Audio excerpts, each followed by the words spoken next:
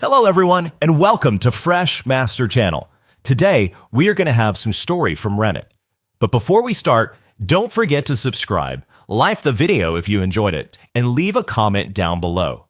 These simple clips mean a lot to the future of this channel. At the moment my story kicks off, Jamie and I had already been married for 6 years. Sometimes it feels like a lifetime, other times, like just yesterday. I still have vivid memories of our wedding day. Everything about it was grand. We had 300 guests, 7 bridesmaids, 7 groomsmen, and the flower arrangements alone cost us $20,000. It was an over-the-top affair, but one I'd never forget. I can still hear the officiant's voice echoing in my head as he stood before us asking, "Do you, Jamie Elizabeth Snowden, take Blake William Benson to be your lawful husband, forsaking all others, until death do you part?" The moment she answered with a resounding, "Yes," I remember the look in her eyes. It was like she was silently making a vow, not just with her words, but with her gaze, promising me that she would never be with anyone else. I gave her the same look, and in that moment, we made a silent promise to each other that we were all in, no matter what. Jamie and I always thought we were a great match. We shared so many of the same values, and we both had clear goals for what we wanted out of life. But at the same time, there were enough differences to keep things from ever feeling stale. Jamie was the more driven one. Always competing, always pushing herself to be the best. She's the kind of person who thrives on challenges, whether it was in sports or anything else. Me? I'm the more laid-back type. I've always believed in finding harmony rather than going after the win at all costs. Sure, I have an athletic build, but I never had that drive to truly excel in sports the way she did. It didn't bother me. I was content just being good enough, living life at my own pace. What set us apart even more was our social lives. Jamie was a social magnet, constantly surrounded by people. Her life was filled with acquaintances, surface-level friendships, and endless social events. I, on the other hand, was more of an ambivert. I enjoyed being around people, but I never craved a crowd. I preferred a few close, meaningful relationships over 100 casual ones. The way I was raised made me more inclined toward quality over quantity when it came to people in my life. Jamie's career was another area where we differed. She went to one of the top universities on the East Coast, earning her degree and landing a well-paying job at a pharmaceutical company in no time. But it wasn't just her smarts that got her to the top. Her beauty played a role too. Unfortunately, that's how the industry worked. Big Pharma was all about selling products, and they found it easier to sell them through a pretty face. It wasn't hard for Jamie to stand out in a sea of competition. Standing at 5'7", with long blonde hair, a dazzling smile, and eyes that almost glowed neon green, she was the perfect fit for the job. She worked her way up so quickly that she eventually gained exclusive rights to sell certain pills in her territory, which was a pretty big deal in her industry. Despite her success, there was one thing I never quite got used to. Jamie's job meant she was away from home a lot. She'd often be gone for 3 nights a week, sometimes more, or even weekends. She would explain it away, saying the market for some of the pills was small but profitable. But honestly, it didn't sit right with me. I didn't like the long stretches of time we spent apart. Some weekends, I'd find myself feeling lonely, longing for someone to just be there with me. While Jamie was away, I kept busy. I'd hit the movies, go to ball games, bowl with friends. But if I'm being real, most nights I just stayed home and watched TV. My job doesn't require travel, and it allows me a lot of flexibility. I work in the renewable energy industry, selling software and hardware for systems that help power the future. I even have some patented technologies under my belt. Most of my work can be done from my computer, and I only need to be on site a few hours a week to oversee production at the plant. Because I'm home so much, I've gotten to know most of the neighbors in our building.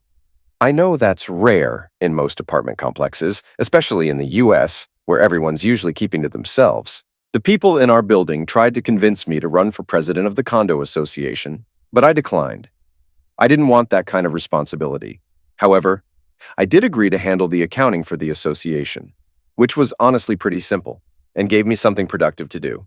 Our building is split up into 4 duplexes per floor and 1 single-level apartment on each floor. The duplexes are huge, 3 bedrooms, an office, a big living room. The single-level apartments are smaller, with just 1 bedroom, a living room, kitchen, bathroom, and a powder room. One of the single-level apartments, 5B, was rented out by a woman named Cecile Wilson. She was young, probably about 23, and something about her didn't add up. I couldn't figure out how she could afford to live in such an upscale building on her own. Jamie and I were only 29, so I'm sure the other residents thought the same about us, especially since we owned our apartment. I assumed Cecile must be some kind of high-end escort, given her looks and the frequency of men coming and going from her apartment. But I never brought it up to anyone. She didn't bother anyone, and frankly, it wasn't something you just ask about. Now, what did Cecile look like? In the first year after she moved in, I only saw her wear makeup a couple of times. At the pool, she wore a simple one-piece swimsuit, and at the gym, she dressed in baggy shorts and a t-shirt. Around the building, she usually wore pants and long-sleeve shirts. Whenever she went out in public, she'd pull her long brown hair into a bun and wear bulky black glasses. I always thought she had perfect vision, though, because the glasses didn't seem to serve any real purpose. They looked like regular glass. She was definitely trying to hide her beauty, but she wasn't fooling anyone. Cecile had a nearly flawless face, and let's just say her body was something that couldn't be fully hidden by conservative clothing. She was around 5 feet tall, with curves in all the right places, long legs, a tiny waist, and hips that would make an artist weep with envy. She was slim, but in a way that made her look just right. She didn't have a body that you'd forget in a hurry. My relationship with Cecile was friendly but distant. We'd exchange pleasantries when we ran into each other at the gym or the pool. Once at the grocery store, we had a brief chat about the best way to prepare organic vegetables. She was really into health, fitness, food, everything. But then, everything changed one Thursday afternoon around 1 p.m. Jamie was out of town and wasn't set to return until the next day, around 6 p.m. I was about to head to the factory for my usual trip when I heard something that didn't sit right with me. From apartment 5B, I heard loud banging and shouting, the sound of someone getting hurt. It was strange. These apartments were supposed to be pretty soundproof. I got closer to the door, and something about it felt off. The noise wasn't just loud, it was unsettling. It sounded like a man was kicking a woman. I didn't waste any time. I banged on the door, yelling, "Superintendent, open up!" There was a moment of silence, and then, in the background, I heard crying. I couldn't just walk away. I knocked again. "Open the damn door, or I'll call the cops!" Then a man's deep voice growled from the other side. "F off. We're fine." I wasn't about to back down. "Open the damn door!" I shouted. "I'm calling the cops!" Suddenly, the door flew open and a massive guy stood there. He yelled at me, "None of your freaking business! Get the hell away from us!" But when I saw Cecile lying on the floor, blood pooling beneath her, I didn't care about his threats. I reached into my pocket and grabbed my self-defense tool.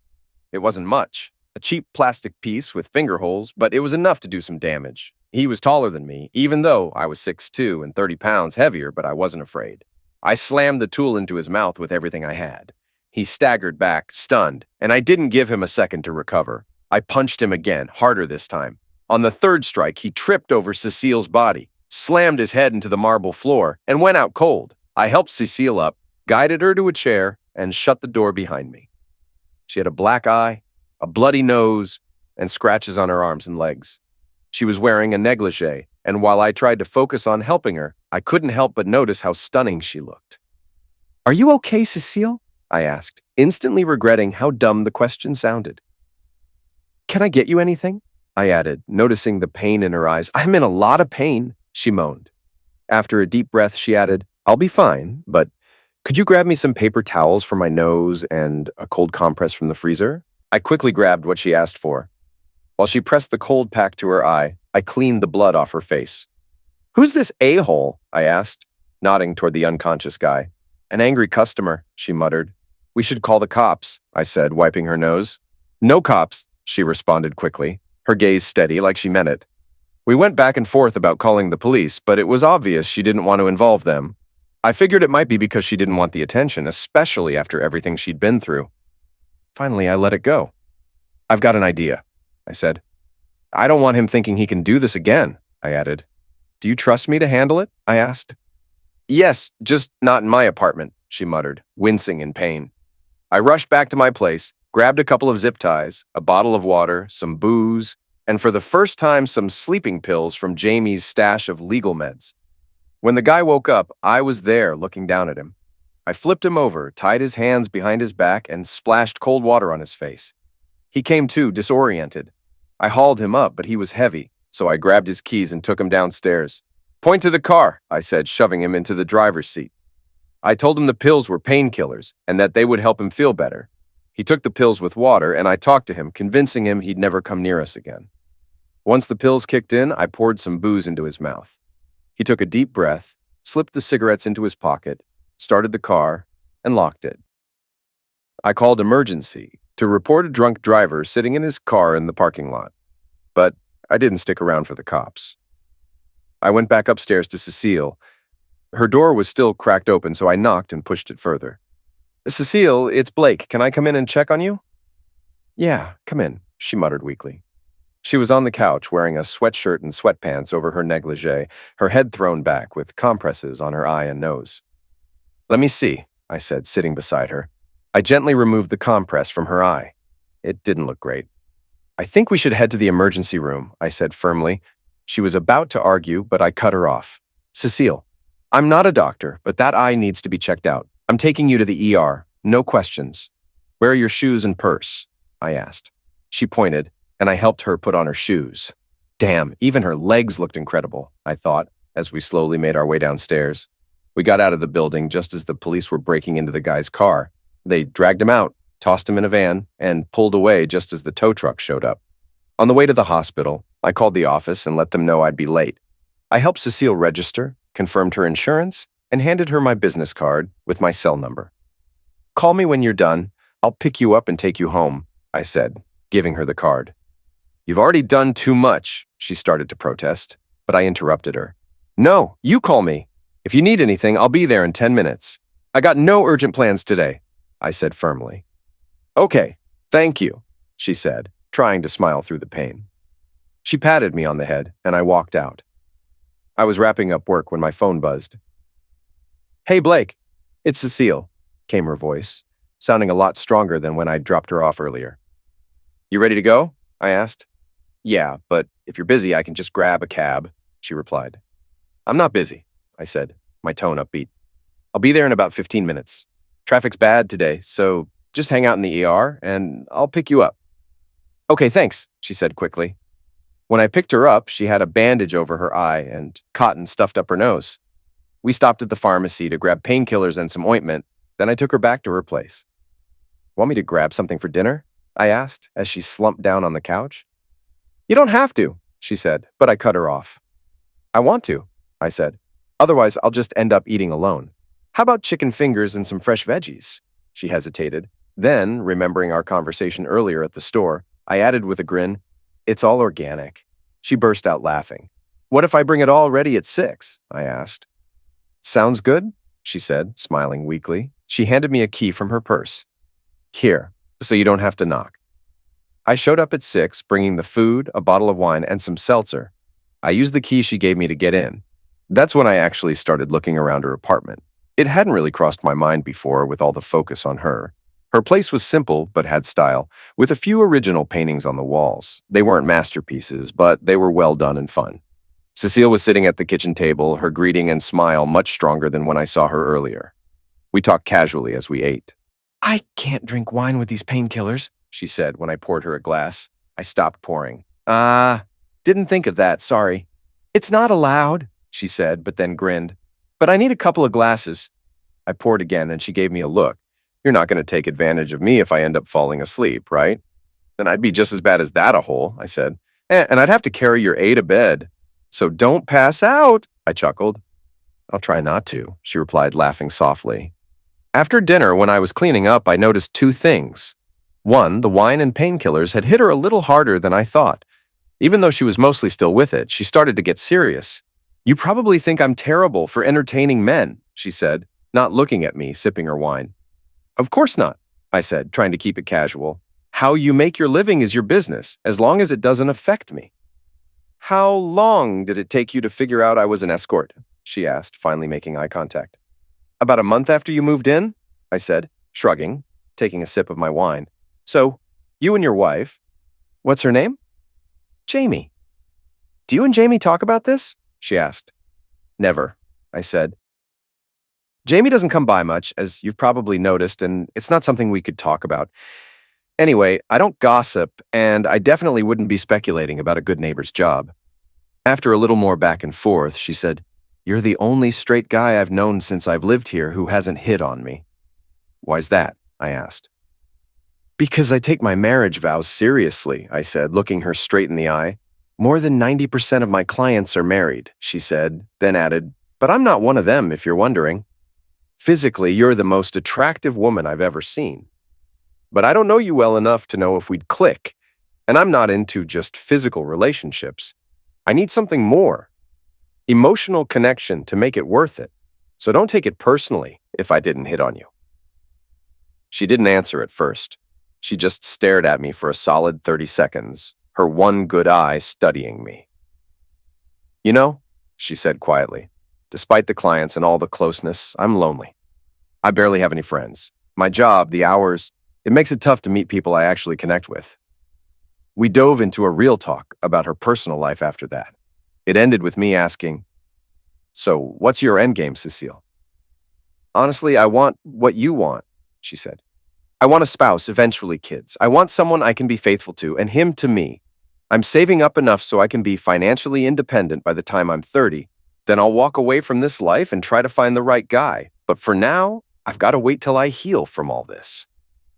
An idea hit me out of nowhere. "How would you feel about working for me?" I said, and she suddenly turned red. "What?" she asked, her voice high and tight, clearly in disbelief. "Let me explain," I laughed, trying to lighten the mood. I realized pretty quickly that I shouldn't have laughed, so I straightened up and said, "I'm not trying to hire you for sex, I swear. I just need some help with paperwork. I'm way behind, and it's been piling up. This is stuff even a Cyclops could handle if he actually tried." She chuckled at my joke, which made me feel a little better. "But listen, I can't pay your usual rate," I continued, now that she seemed more relaxed and even giggling. She grinned and muttered, "Which is $700 an hour, $2,500 for a full night, $4,000 for a whole day, plus expenses." She blushed as she realized what she said and quickly covered her mouth. I didn't miss a beat. "I can't swing $700 an hour, but I can do $25 an hour, plus some free meals now and then. That's my offer, at least until you're fully healed." She laughed again. "All right, show me what you need help with on Monday, and I'll let you know what I can do," she said. We chatted for another 20 minutes, and it was obvious she was getting tired, so I packed up my stuff. She gave me a hug, whispering, "Thank you so much," in my ear. I made sure to keep my distance since, to my annoyance, I was starting to get turned on. I patted her on the head and left. Despite the awkward moment, I enjoyed the evening. It felt like hanging out with a friend, no romantic undertones. I liked her as a person, and I didn't realize how lonely she might be. The next morning, I was working when there was a knock at the door. "Hey, Blake," Cecile said, smiling at me, dressed in her usual conservative clothes. "Hey, Cecile," I replied. "How are you feeling today?" "It still hurts like hell, but I'm in a better mood," she chuckled. "You probably want your key back," I said, reaching for the one on the table. "No, keep it," she said, "in case I need rescuing again and the guy doesn't answer the door." She hesitated before continuing. "I hate to ask, but I really need to buy groceries, and the doctor said no driving with these painkillers and the blindfold. Can you take me sometime today?" "Of course," I said with a big smile. "How about 1:30? "Great," she giggled, clapping her hands. "Just knock when you're ready." We had a blast grocery shopping. Honestly, it was the first time I ever enjoyed it. I mean, I don't exactly hate it, but I've never found it fun. Cecile made it amusing, especially when she started talking to the vegetables like they were people. On Monday, Cecile came over shortly after Jamie left for work. I showed her how to handle the mountain of paperwork scattered around my office and living room. She wasn't super fast, but she was careful, and that was exactly what I needed. We had lunch, then worked some more, and I even took her to the pharmacy to pick up a few things. That was the start of my friendship with Cecile Wilson. I realized quickly that I was probably the only guy friend she had. Since she was 18, every guy who met her just wanted to sleep with her, and that was the end of it. It's not that I didn't find her incredibly attractive. She was easily the most stunning woman I'd ever met. But I was married, and I took my vows seriously. I'd had attractive girlfriends in the past, so I didn't see Cecile as just another object. With her around, the nights and weekends when Jamie was out of town weren't so lonely. We always had something to do. Even after Cecile was fully healed about a month later and looking just as beautiful as before the whole incident with that idiot, we still hung out. Since her regular work schedule was mostly during the day on weekdays with some overnight and out-of-town gigs, we spent a lot of time together on the evenings when Jamie wasn't home. I even encouraged her to attend the condo association's parties and gatherings and made sure she had a good time. But I realized pretty quickly that I couldn't take her to hang out with my guy friends. They were either too busy hitting on her or just drooling, making it impossible to have a decent time. So it was mostly just her and me on those outings, and then she seemed to enjoy it. Even after she went back to working as an escort, she still kept helping me with the paperwork. And I noticed something interesting. She had a lot more brains and curiosity than people had probably given her credit for over the years. I started teaching her about my business, and she picked things up quickly. When I tried to pay her for helping out, she always put conditions on it, like a swim in the pool, or more time working for double the rate, or sometimes just nothing at all. More often than not, I ended up paying her nothing, and it seemed to make her happier than if I'd given her more. Cecile turned out to be one of the most honest and caring people I've ever met. She spent hours trying to track down the owner of a lost purse with no ID but nearly $100 in cash. She succeeded, and the owner was incredibly grateful. There was a time when a client of hers had health problems during their session, and she ended up driving him to the hospital and giving him his money back, despite his insistence she keep it. She cried when she couldn't save a bird that had flown into the window. She found a lost puppy and returned it to its owner, refusing any reward. She even tipped the paperboy extra, never gossiped, and always treated people kindly, no matter how the boys hit on her. I never expected to become friends with someone like Cecile, but as time went on, I realized how lucky I was to have her around. Around 8 or 9 months after Cecile and I became pretty tight, she caught me off guard one day by showing me an application for admission to the local community college. "I'm thinking about getting an associate's degree in business administration," she said, flashing a big grin. "Can you help me with my homework sometimes?" I was honestly kind of taken aback. "Of course I can," I replied, feeling a mix of pride and surprise. "I'm so proud of you." Her face lit up like a Christmas tree, and she rushed over, throwing her arms around me for a hug. It was one of those moments where, for a second, I had to make sure I wasn't getting too close to her, if you know what I mean. But this time she held on a little longer than usual, and I'm pretty sure she could feel what was going on, even though neither of us mentioned it. Neither of us made a big deal out of it, but the vibe was there, and we just moved on. What I didn't expect was that as Jamie started hearing more about my friendship with Cecile, she didn't get jealous. I think there were a few reasons for that. First off, Cecile and I always kept things chill. We never showed affection in front of anyone, and even behind closed doors, it was just hugs or a friendly kiss on the cheek. Second, we worked out a solid cover story for Cecile's job, which helped a lot. Third, Cecile started helping Jamie with some of her paperwork, and Jamie was more than grateful. Fourth, I convinced my old friend, who's gay but hasn't really come out, to be Cecile's fake boyfriend at condo association parties, and even go on double dates with Jamie and me sometimes. So yeah, everything seemed pretty smooth, until it wasn't. Life's never without its bumps, right? One Sunday morning, Jamie had to leave town for work, and she was acting more distracted than usual when she left.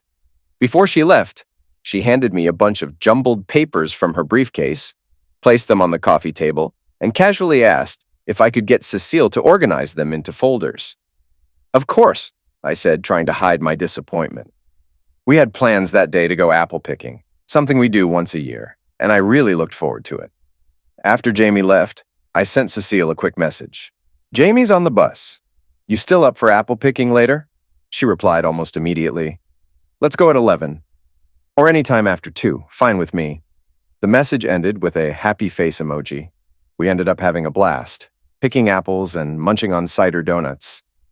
There were a couple of college guys who couldn't help themselves from staring at Cecile's legs as she stood on the stairs at the donut shop, but we laughed it off. That evening, after we got back, we sat down for dinner at my place, and the plan was to watch a DVD afterward. But just before I popped the disc in, Cecile reached for the stack of papers Jamie had left on the coffee table. "What's all this?" she asked, picking it up. "Oh, just some papers Jamie dropped off in a hurry. She asked if you could sort them before she gets back on Wednesday night," I explained casually. "Got it," Cecile said, already trying to sort the mess out. But as she was doing that, a photo slipped out from the stack and fell to the floor. I was distracted with setting up the DVD, so I didn't notice right away, but then I saw Cecile's face. She looked completely off, like she had just seen a ghost. "What's this, Cecile?" I asked, already feeling the tension rise. Nothing," she said, quickly trying to put the photo back into the middle of the pile. But the way she reacted made it clear that nothing was definitely not the case. I could read her like an open book. "Let me see what you were looking at," I said, walking closer to her. "No, really, it's nothing," she said, trying to pull away with the papers still in her hands. I wasn't having any of that. My curiosity was piqued, so I gently grabbed her hand and said, "No, I really need to see this. What's going on?" When I freed her hands from the stack of papers, she collapsed onto the sofa, burying her face in her hands.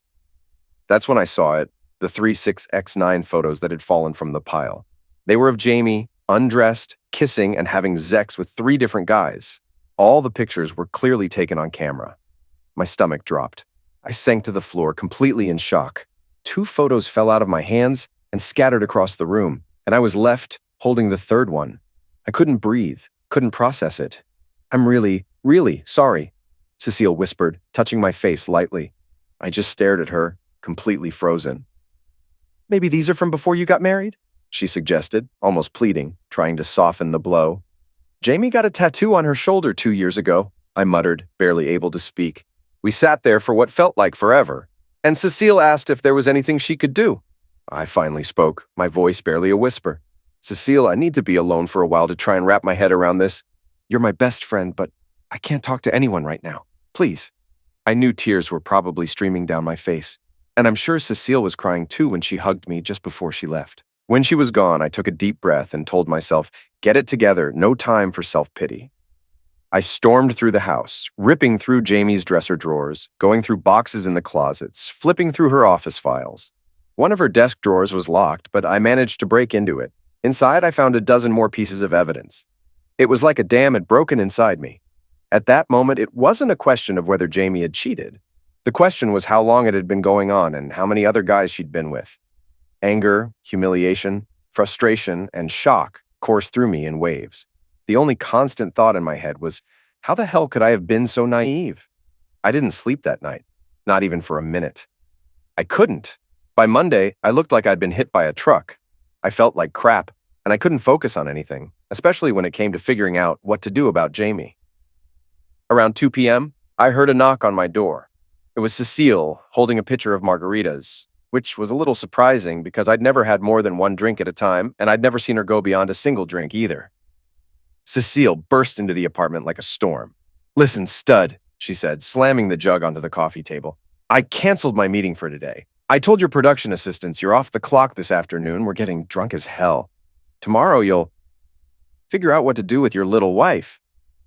I started to protest, but it was clear she wasn't taking no for an answer.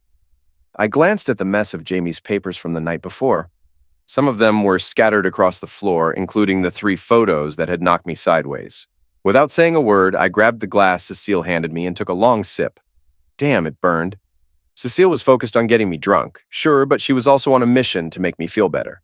After about an hour of her telling hilarious stories and me downing drink after drink, probably 6, maybe more, I lost count, I was starting to feel better. I ended up passing out before the sun went down. For the first time in 7 years, since I graduated college, I was lying on the floor, and Cecile was stretched out on the couch, one of her arms dangling over the side, brushing against me. At some point, I woke up to a ringing in my ears. After the 3rd time it started and stopped, I figured out it was a landline. I stumbled toward it, barely having the presence of mind to glance at the caller ID. It was Jamie's cell.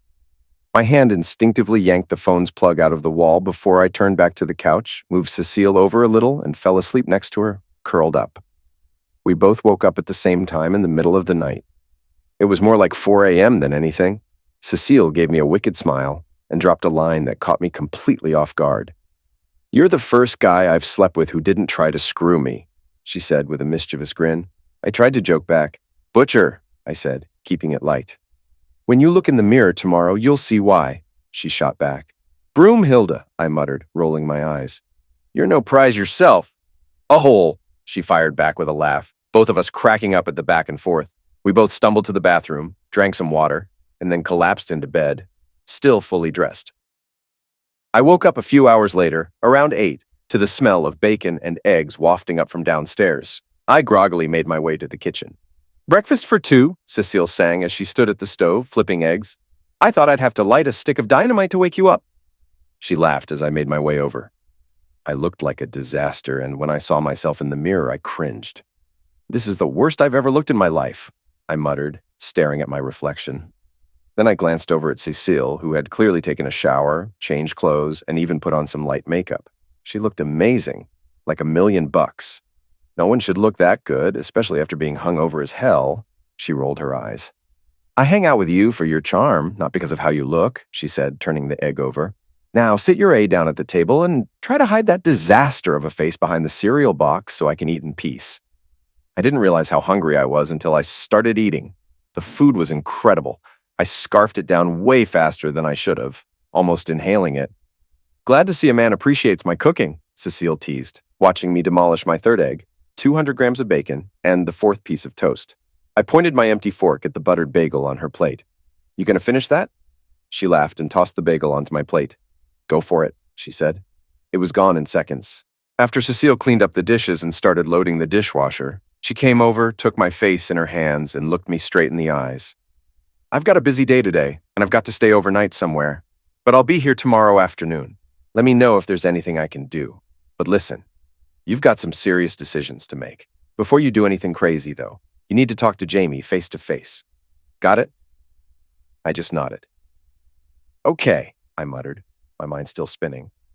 Then for the first time in my life, she kissed me on the lips. It was chaste, brief, and caught me completely off guard. "Oh, you're disgusting," I said, a little embarrassed by the whole thing. She giggled. "Shave, shower, and brush your teeth before you do anything else," she teased. I laughed, nodded, and she left. By the end of the day Tuesday, I was finally sober, had cleaned the apartment, photographed all the evidence, or scanned it into my computer, and saved it to a flash drive. I didn't talk to anyone except my software assistant and my production foreman. My phone was blowing up with messages, mostly from Jamie, but also from her parents and even mine. But I didn't want to deal with Jamie right then, so I let the inbox fill up. I didn't even care that the landline was disconnected. I had pretty much decided what I was going to do, but I was still figuring out the details when Jamie barged into the apartment Wednesday morning, 12 hours ahead of schedule. I didn't even bother to turn around when I heard the door slam open. I knew exactly who it was.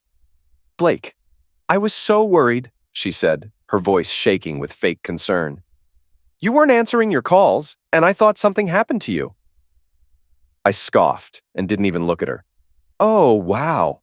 How touching. My dear loyal wife, concerned about me. What's the world coming to?"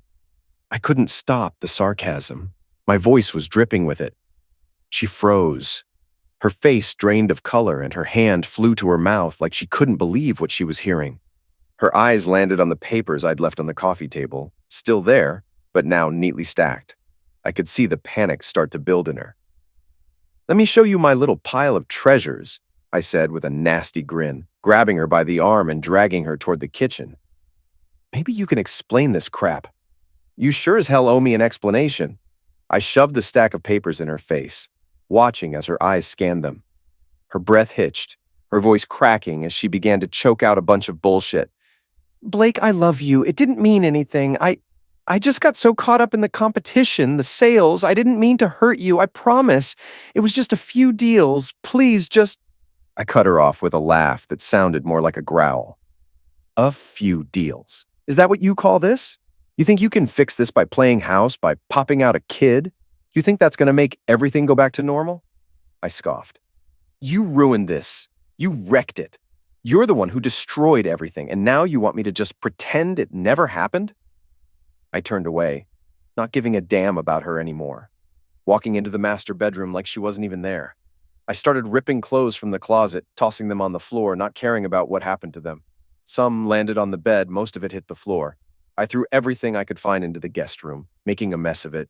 Jamie was standing in the hallway now, sobbing like a broken record. "Blake, please don't!" Her voice barely a whisper, but I wasn't listening anymore. "Shut the F up!" I barked, not even turning to face her. "You don't get to talk, not now!" When I was done, I went to the kitchen and grabbed the lock I'd picked up yesterday. I could still hear her crying behind me, her voice trembling as she begged. But I wasn't interested in her pleas anymore. I installed the lock on the bedroom door, not giving a single damn about how she felt. No, Blake. Please don't lock me out. She was practically begging now, but I didn't care. Not anymore. I didn't respond. I didn't even look at her. I just finished the lock, walked out of the room, and left her there sobbing. I locked the office door too, just to make sure she couldn't get in. I didn't need to deal with her. I didn't need to deal with any of this.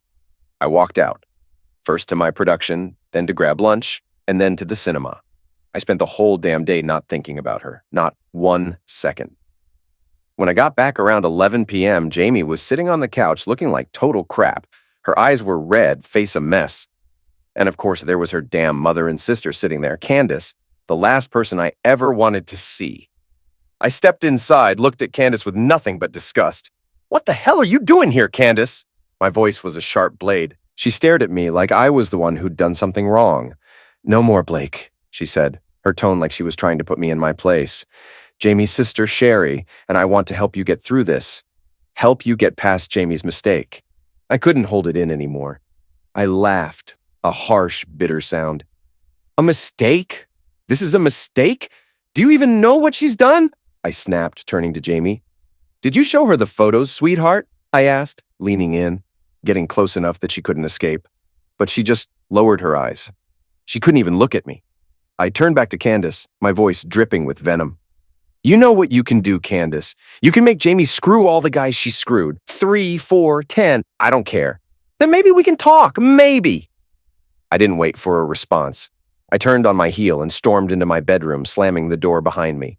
I didn't need anyone. I didn't need her. I didn't need any of them. Jamie had burned her last bridge with me. Somehow, I ended up getting a decent night's sleep that night. When I woke up the next morning, I felt like I had been hit by a freight train. My head was pounding, and my body was sore in places I didn't even know existed. But when I got out of bed, there was something else. Jamie was gone. She wasn't there to say goodbye, and it hit me harder than I thought it would. She left behind a simple note. "I've decided to go stay with my parents until things settle down and we can talk more. Don't throw away our future, Blake. We can get through this. Love, Jamie." It stung, but there was a weird kind of relief mixed in. I read the note a couple of times trying to make sense of it, and I wasn't sure if I was relieved she left or if I was devastated by it. Regardless, the silence in the apartment was deafening, and it was just me and my thoughts for the first time in who knows how long. By the time Monday rolled around, Jamie was at her parents' house. I'd sent her 2 sets of divorce papers. One was a mutual consent divorce, straightforward, with a 50-50th split of everything, citing irreconcilable differences. The second set was a lot more hostile, a divorce on the grounds of infidelity. Accompanying it were copies of 5 pieces of hard evidence, photos, text messages, and other damning things that left no question about what had happened. It felt like a punch to the gut to even send them, but it was too late to back out now. The choice was hers. I haven't filed either of these yet. You can choose. I need to hear from you by 9 a.m. tomorrow. If I don't, I'll submit the second one. Have a nice life. It was just business now. It was about ending this, closing a chapter that had been full of lies and betrayal, no matter how much it hurt. That evening, around 6 p.m., there was a knock on my door. I opened it, and to my surprise, it was Cecile holding a pitcher of margaritas. I couldn't help but laugh a little. "What's this?" I asked, still a little groggy from the mess in my head. "Let's go eat pizza," she said with a wide smile. "I'll treat you." "I don't know." I started to protest, but she wasn't having it. She smiled that mischievous grin I knew too well and purred. "You don't have any excuses. We're going. Now." "Okay, fine," I muttered. "I just need my wallet." "Nope. You don't need it. I'm paying," she said, grinning. "You just need the keys." Before I could even protest again, she took my hand, pulled me out of the apartment, and grabbed my keys from the table near the door. We ended up at our favorite pizzeria, the one that always used organic ingredients. It was cozy and the food was great. Cecile tried to keep things light, but I could tell she was being extra cheerful to get me out of my funk. I was thankful, but I still felt like a stone. As we ate, Cecile talked about anything and everything, trying to get me to laugh, but I was still pretty distant. By the time we were done, Cecile took my hand and asked softly, "Have you decided what you're going to do?" I sighed and leaned back in my chair, feeling the weight of everything settle in. "Yeah. I sent her 2 sets of divorce papers today. One's more conciliatory, The other's a full-blown hostile divorce, and I told her it's up to her. I'll file one of them tomorrow. No chance of working things out? She asked, her voice gentle, but I could see the concern in her eyes. I thought about it for a long moment. I just can't forgive or forget. Loyalty means everything to me, and she's clearly not capable of that. I'm done with her. I don't even want to talk to her anymore. Cecile's eyes flickered between my hand and my face, her gaze softening. After a beat, she spoke up again. When your divorce is final, I want to be the first one to have you. I blinked, completely thrown. What? I asked, making sure I hadn't misheard her. You're my best friend, she said with an honesty that took me by surprise. And I'm in love with you. The moment we go on our first date, I'll quit my job. I have enough savings to last me until I figure things out. I don't care about money. I want to be with you, Blake. And I know we can make it work if you give me a chance. I was completely shocked. I had no idea that Cecile felt that way. It didn't even cross my mind that she might want more than just friendship. But then, as the words sank in, a strange warmth spread through me. I realized that not only did I want to give her a chance, but I was already falling for her. The thought of being with her, physically, emotionally, in every way, hit me like a ton of bricks. I felt it in my chest, my gut, and even, well, lower down too. I know you probably don't want a former escort as your girlfriend, she said, a hint of doubt creeping into her voice. But I promise you won't regret it. I snapped back, more sharply than I intended. Shut up! Then, without thinking, I stood up, walked around the table, and kissed her hard on the lips. At first, it was just a moment of shock, but when she kissed me back, everything clicked. We pulled away after a few seconds, and I sat back down, still trying to catch my breath. If you're crazy enough to want me, I said, my voice steady now, here's the plan. We keep things as is until 2 weeks before my divorce is final. Then you quit your job, I sell my condo, and you break your lease. When the divorce is final, we take a week off at a resort. After that, if you're still with me, we'll move somewhere new, rent a place together, and if you're still crazy enough about me, we get married. Cecile gasped, covering her mouth with her hands, tears welling in her eyes. She was overwhelmed, but I could see the joy in her face. We held hands as we walked back to our apartments, both of us practically glowing. We kissed again before going inside our separate places, both of us smiling wide. It felt like the start of something incredible, something that had been building for a long time, without either of us knowing it. That night, I lay in bed, knowing that I wanted this plan to work more than anything I'd ever wanted in my life. It was my chance at a fresh start, and I wasn't going to let it slip away. But of course, life had a way of throwing curveballs, and the first one came early the next morning. At 7:50 a.m., my phone rang. When I saw the caller ID, I tensed up. It was Jamie's father, James. Hello, Blake. This is James Snowden. His voice came through, calm but firm. I was hoping I could get an extra hour on your 9 a.m. deadline. I want to meet with you. I promise this meeting won't change anything, but please, I'm asking you. I could feel the anger rising in my chest, but I tried to keep it in check. What do you want, James? Blake, you have nothing to lose. If after an hour with me you still want the divorce, I guarantee Jamie will choose the irreconcilable differences option, and things will move forward quickly. Please, you owe me this. I didn't owe him a damn thing, but I knew it was the quickest way to get things moving with Cecile. I sighed and said, Fine. When should we meet? I can be there in half an hour, he said. Okay, see you soon, I replied, hanging up the phone. The meeting with James was a complete waste of time, except for confirming that he had absolutely no idea who I really was or what I was going through. Basically, he tried to convince me that staying married to Jamie would be economically beneficial, that I'd get rich off it, and how much better my life would be if we stayed together. He did everything he could to talk me into staying married to her. But in the end, he sweetened the deal with an offer I couldn't ignore. $2 million in cash right now, plus a guarantee that Jamie would sign a post-nuptial agreement. If she ever cheated again, I'd get another $2 million. I looked him dead in the eye and said, Sorry, James, you did everything you could for your little girl, but there's no deal. I'm still trying to figure out why she even wants to stay married. I think she'd be happier if I just got out of her way.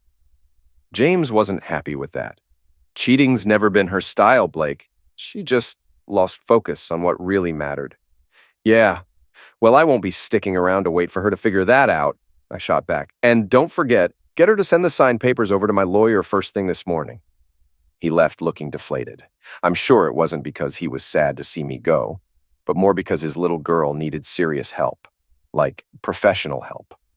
Finally, the day came.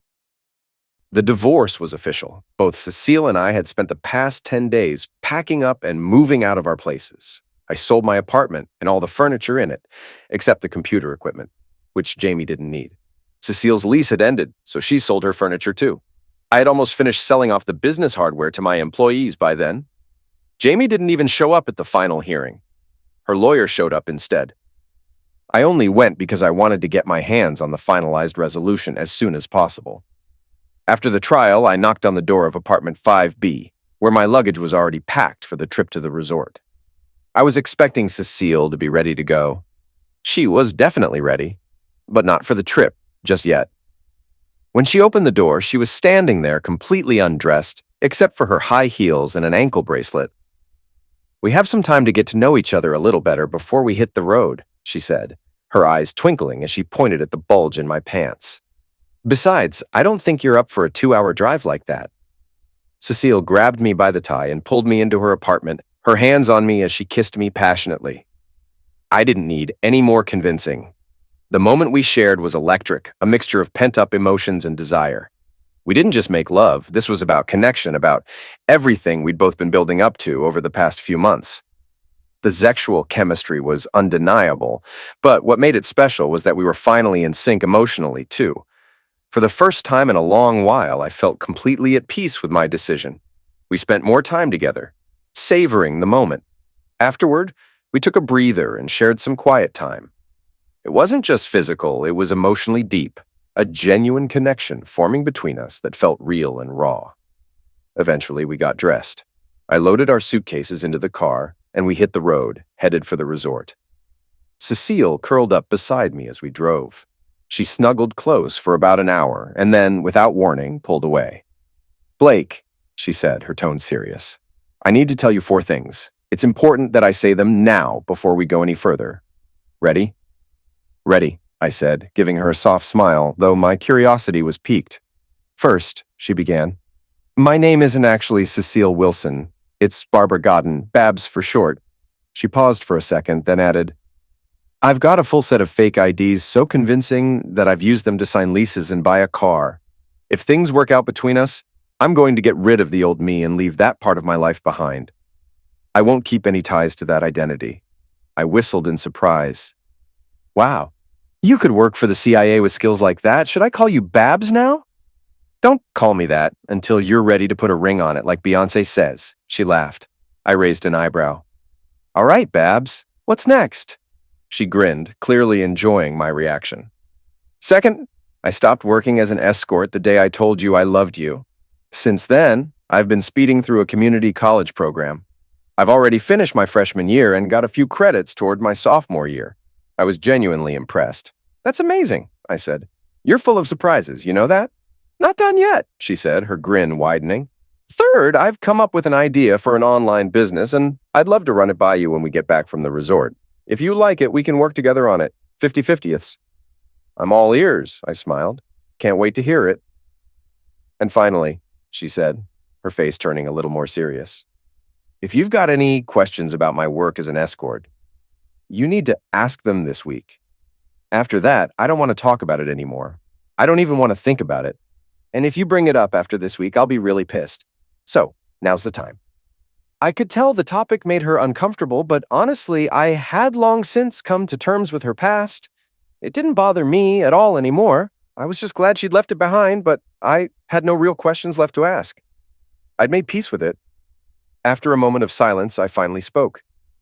"I really only have one question, and after that, we're done talking about it." She looked at me, a little nervous now. "You said you charge $700 an hour, right?" I asked. "Yeah," she replied hesitantly, obviously unsure where I was going with this. "Well, now that I've been with you," I said with a teasing smile, "I gotta wonder, why did you charge so little? You should have been charging at least 10 times that much." She laughed, her face lighting up. She kissed my cheek softly and then leaned her head on my shoulder. "That's the last time we talk about this," she said, her voice quiet but firm. I smiled to myself, feeling a weight lift off my chest. Deal. Our time at the resort was unforgettable. It wasn't technically a honeymoon, but it felt like one. From snorkeling and swimming to jet skiing, hiking, and playing beach volleyball, we packed every moment with fun. We drank, laughed, and danced. I held her close, kissed her passionately, and realized that she had become everything to me. I'd never felt so alive, so content. The only downside was that after 7 days of nonstop action, I was sore, but it was the good kind of sore. I had never felt this level of happiness, and I knew I was exactly where I was supposed to be. After our first day together, when we fell asleep wrapped up in each other's arms after an amazing time, I just knew I was going to propose. So on the 5th day, I did. And to my relief and joy, she said yes. We were both ready to tie the knot right after the resort, but since Cecile, now Babs, had never been married before and wanted to have a few family members around, we decided to wait a few months. 3 months later, we had a small but perfect wedding in our new city. Within just 9 months of moving, Babs earned her associate's degree in business administration. We teamed up in my software business, and 3 months after that, we launched her own venture, a system she developed to help businesses maximize their promotions online. Fast forward 3 years, and we've made the decision to sell her business for a 7-figure sum. She's ready to focus on something new now. Babs, my best friend, my partner, the love of my life, well, she's pregnant with twins now. Life's never been better.